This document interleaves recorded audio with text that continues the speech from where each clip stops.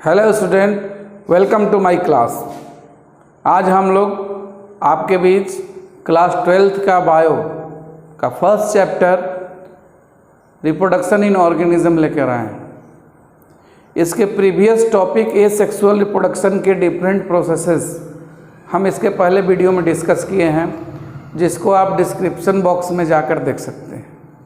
आज हम asexual reproduction का अंतिम टॉपिक वेजिटेटिव रिप्रोडक्शन लेकर आए हैं। आइए बात करते हैं वेजिटेटिव रिप्रोडक्शन की। सबसे पहले हम वेजिटेटिव रिप्रोडक्शन की बात करें तो vegetative reproduction it is a process of asexual reproduction in which a new plant can be developed without the involvement of sexual parts of A plant. It means plants का जो sexual part है, जैसे flower plant का sexual part होता है, तो flower के बिना इन्वॉल्वमेंट के, बिना फर्टिलाइजेशन के, बिना पॉलिनेशन के प्लांट्स के अन्य पार्ट से नए प्लांट्स का जन्म होता है, उत्पत्ति होती है, उत्पन्न होते हैं, उसे हम लोग वेजिटेटिव रिप्रोडक्शन कहते हैं। और ये जो वेजिटेटिव रिप्रोडक्शन है आज के परिदृश्य में, आज के समय में एक बहुत प्रचलित विधि है, प्रचलित प्रोसेस है, जिसके द्वारा हम लोग कई प्लांट्स को डेवलप करते हैं। ये वेजिटेटिव रिप्रोडक्शन वैसे प्लांट्स में भी हेल्पफुल है जिनके सीड्स वायबल नहीं होते हैं, जिनके सीड्स बहुत महंगे होते हैं, या जिनके सीड्स के प्रिपरेशन में, मैच्योरेशन में एक लंबा समय लगता है। वैसे प्लांट्स को हम लोग वेजिटेटिव रिप्रोडक्शन के द्वारा ग्रो कर सकते हैं। तो सबसे पहले इस वेजिटेटिव रिप्रोडक्शन को हम लोग दो पार्ट में डिवाइड करते हैं। फर्स्ट नेचुरल पार्ट और दूसरा है आर्टिफिशियल पार्ट। यानी ये प्राकृतिक विधि हो जाएगी और इधर आर्टिफिशियल विधि हो जाएगी। आज हम नेचुरल विधियों की चर्चा करेंगे, आर्टिफिशियल विधियों को सिंपली देख लेंगे, इनको एग्जाम्पल सहित किसी अन्य टॉपिक में बात करेंगे हम लोग। तो सबसे पहले हम लोग प्राकृतिक विधियों की बात करें तो प्राकृतिक विधि में जो प्लांट्स पार्ट हैं उनसे नेचुरली नए प्लांट्स डेवलप होते हैं, that is known as natural vegetative reproduction. तो नेचुरल वेजिटेटिव रिप्रोडक्शन में जो सबसे पहले हम बात करेंगे वो रूट का। रूट से नए प्लांट्स डेवलप होते हैं, रूट से नए प्लांट्स डेवलप होते हैं। जैसे आपने शीशम का पौधा देखा होगा, डलबर्जिया शीशम।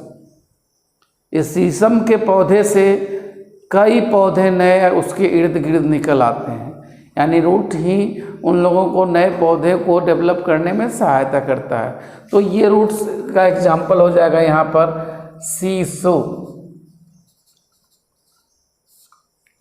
इसका पूरा नाम डलबर्जिया शीशो भी कहते हैं। अब इसके बाद स्टेम की बात करें हम तो स्टेम्स के 3 मॉडिफिकेशन होते हैं, जिसको हम लोग मॉर्फोलॉजी ऑफ फ्लावरिंग प्लांट्स में देखेंगे। Aerial modification, sub aerial modification and underground modification. यानी स्टेम जो होते हैं वो भूमिगत भी होते हैं, वायवीय भी होते हैं और अर्धवायवीय भी होते हैं।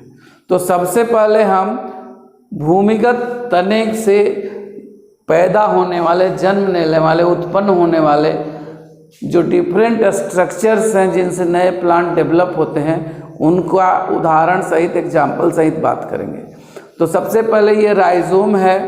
राइजोम ये एक ऐसा स्ट्रक्चर है जिससे कि एक नया प्लांट्स डेवलप होता है, और ये जो फेवरेबल कंडीशन समाप्त हो जाने के बाद ऊपर का जो प्लांट्स है वो समाप्त हो जाता है और ये अंडरग्राउंड में रह जाता है। अंडरग्राउंड में मॉडिफाइड होकर फॉर नेक्स्ट सीजन ये डेवलप होने के लिए अंडरग्राउंड मॉडिफिकेशन के रूप में पाया जाता है।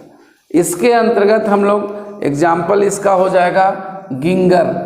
गिंगर आप लोग जानते होंगे, अदरक को कहते हैं हम लोग, अदरक इज ए राइजोम। अब उसके बाद हम बल्ब्स का बात करेंगे।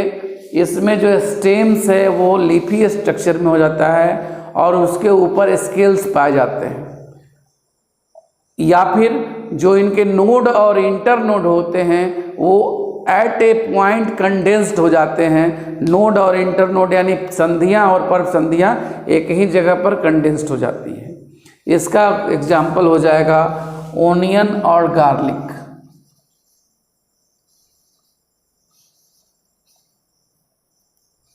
ओनियन और गार्लिक। इसके बाद हम बात करेंगे कर्म का। कर्म जो है ये एक तरह से देखने में राइजोम जैसा ही होता है, बस लेकिन इसमें स्केल्स नहीं पाए जाते हैं और ये थोड़ा सा उससे अलग होता है। इसका एग्जाम्पल हो जाएगा कोलोकेशिया। कोलोकेशिया। और सबसे अंतिम जो है वो ट्यूबर है। ट्यूबर का एग्जाम्पल हम लोग जानते हैं, इसका पोटैटो होगा। ये मॉडिफाइड स्टेम है। इस पोटैटो को मॉडिफाइड स्टेम के रूप में कैसे जानते हैं, तो सबसे मेन चीज़ है जो इसमें आइज़ पाई जाती है। जहाँ तहाँ उस आलू में धंसा हुआ भाग जो होता है जिसको हम आइज़ कहते हैं, और ये आइज़ एक नए पौधे को जन्म देता है। यदि ज़मीन के अंदर हम आलू को लगा दें तो उससे नया आलू का पौधा डेवलप होगा। तो ये पोटैटो से जो आइज़ डेवलप होगी, जिस पोजीशन पर आइज़ मौजूद रहती हैं, दैट आर नोड्स, और उसके इर्द गिर्द जो भी स्पेस होगा वो इंटर नोड होता है।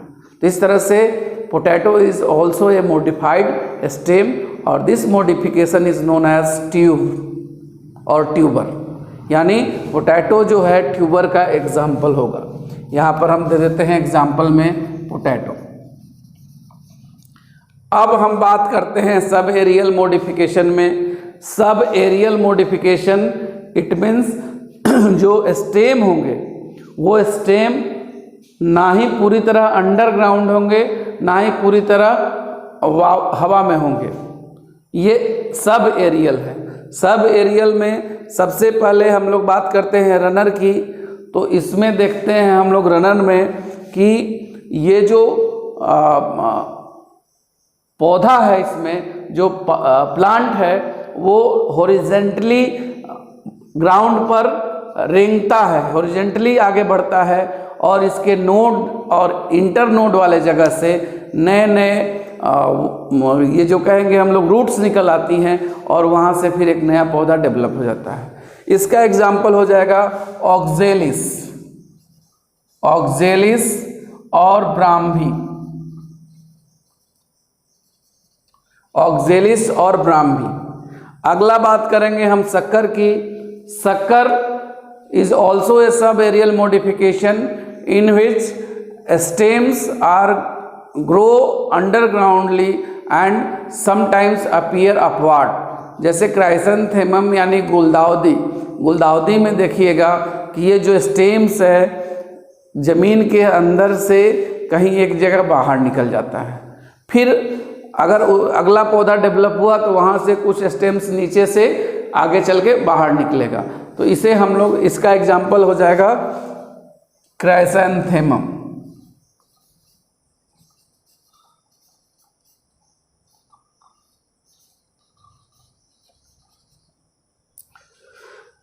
नेक्स्ट जो है वो है offset. Offset is also a sub aerial modification.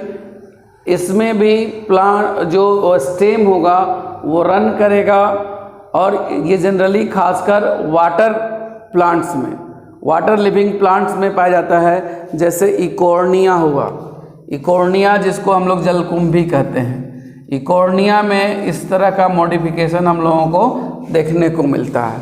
इसमें भी जहाँ तहाँ पौधे निकलेंगे, उसके बाद इसका जो स्टेम है वाटर सरफेस के ठीक नीचे या उससे होकर गुजरेगा और फिर एक नए पौधे को जन्म देगा। आगे हम बात करते हैं नेक्स्ट, तो एस्टोलन। स्टोलेन का एग्जाम्पल होगा वैलिसिनेरिया।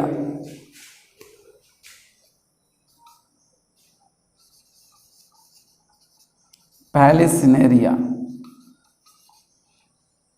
अब हम लोग बात कर लेते हैं एरियल मॉडिफिकेशन की। तो एरियल मॉडिफिकेशन ये टोटली जो प्लांट्स जो हवा में होते हैं, वायु में मौजूद होते हैं, उनमें पाया जाता है। और ये खासकर एग्जाम्पल्स होगा इसका शुगर केन, कसकुत्ता और कैक्टस।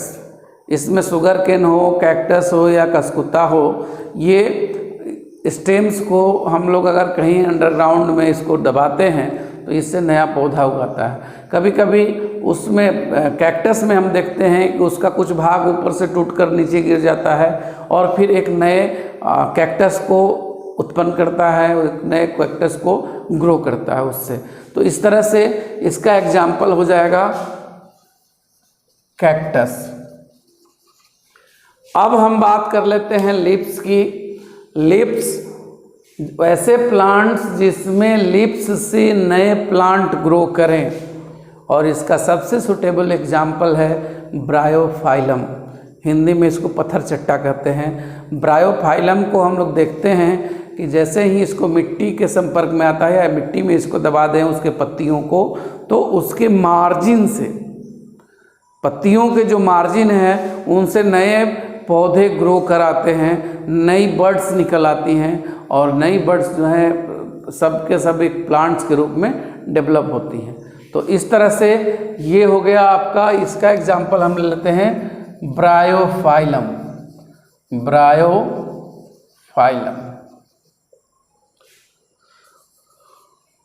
अब इसके बाद हम बात करते हैं बुलबिल्स। और bulbils are the specialised structures present in plant. ये पौधों में एक विशेष प्रकार का रूपांतरण है, एक स्पेशल संरचना है, एक विशेष संरचना है जो कि पौधों में पाई जाती है और जो पौधे से डिटैच होके मुख्य पौधे से, मेन प्लांट से अलग होकर एक नए प्लांट्स को जन्म देती है। जैसे एगेव, इसका एग्जाम्पल हो जाएगा एगेव। इसी तरह से ये हमारा जो नेचुरल वेजिटेटिव रिप्रोडक्शन है, इसका टोटल पार्ट्स लगभग ख़त्म हो गया। अब अगला जो टॉपिक रह गया वो आर्टिफिशियल वेजिटेटिव रिप्रोडक्शन। तो आर्टिफिशियल वेजिटेटिव रिप्रोडक्शन को विथ एग्जाम्पल हम लोग नेक्स्ट क्लासेस में देखेंगे। तब तक के लिए धन्यवाद। आप हमारे वीडियो को देखते रहें, लाइक करें, शेयर करें। इसी तरह से हम आपको इंटरेस्टिंग टॉपिक्स देते रहेंगे। धन्यवाद।